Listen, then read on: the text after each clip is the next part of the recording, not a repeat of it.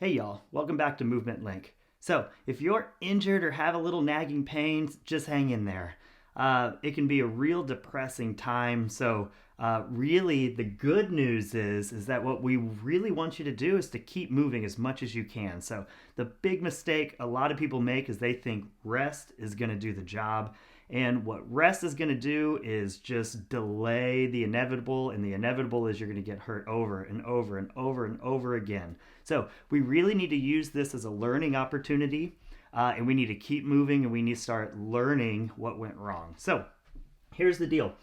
We have a little protocol we use just to keep you moving and to really make sure that the area is getting the attention that it deserves. So the first thing you need to do is don't hurt it. So our rules: no pain, no compensation. We want you doing as much as you possibly can through as much range of motion as we can without any pain and without any compensation. So what that means is if you're pressing overhead and it really hurts to press the right way all the way overhead, but if we work around the issue, we can get by. We're not going to do any weird workarounds.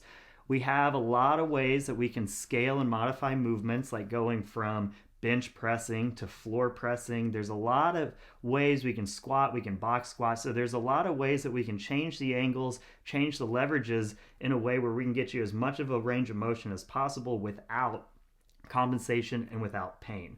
So we really do, we need the area, the specific damage, we need that to be able to rest and recover, but the rest of the body needs to be moving as much as possible because we got to get blood flow and new nutrients in, because that's really going to promote recovery. So if you want this issue to linger for weeks, months, and recur over and over again, what you do is nothing. If you want to resolve this and get on the other side, it's time to learn from it. So I've had some little things happen in the past, and what I got really, really good at doing is learning from those so they don't happen again, and it just makes me so much better.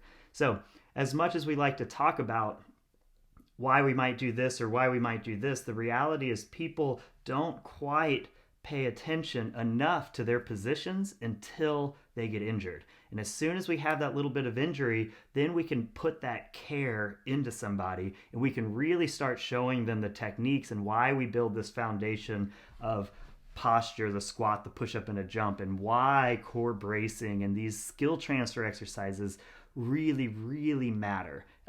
So we want to use this as a learning experience. So first and foremost, we want to recover the area. Then we want to give the area as much slack as possible. So we want to identify what's the issue. So if we are missing range of motion in the shoulder, if we have a movement pattern that's funky, this is our time to start working with the coach and start working with somebody who can look at you and tell you what are the types of things that contribute to what went on.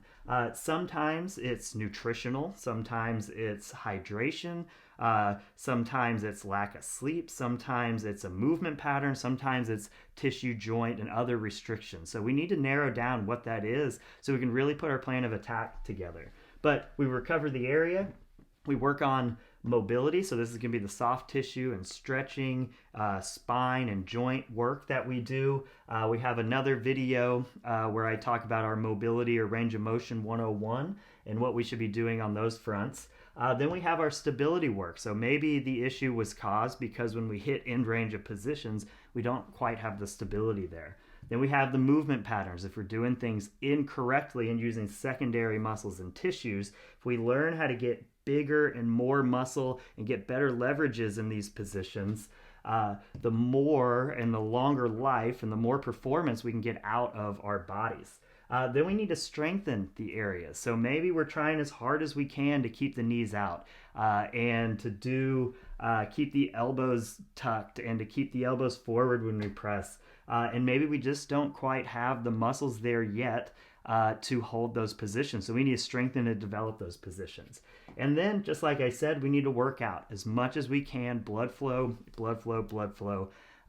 If the right arm's hurt, we can do a lot of left arm stuff. What we see is that if you continue to work on strength and exercising one side, it has a lot of carryover over to the other side. And so when that area is finally able to come back, it has a much, we've haven't lost as much as we would if we just do nothing. So really the long story short here is that if you have a little ache, pain, nagging injury, we don't just push through. It's not no pain or gain, no pain, no compensation, but we want to do as much as we can to work on perfecting our movement patterns, fixing any of the issues we see going on, and then working our way back into it. So really simple method for getting back in is starting just with kind of miming motions. And when we can do that with no pain, we can get out a broomstick or a PVC pipe or really lightweight.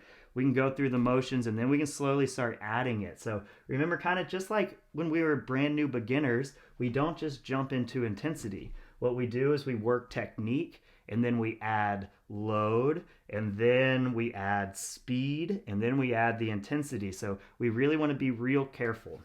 Last thing I'll say before we'll shut this one down is we can modify movements to be more controlled, and we can take out some of the riskier movements. And I say riskier just like if we're doing a snatch, we're more likely to catch something not in a perfect shoulder position.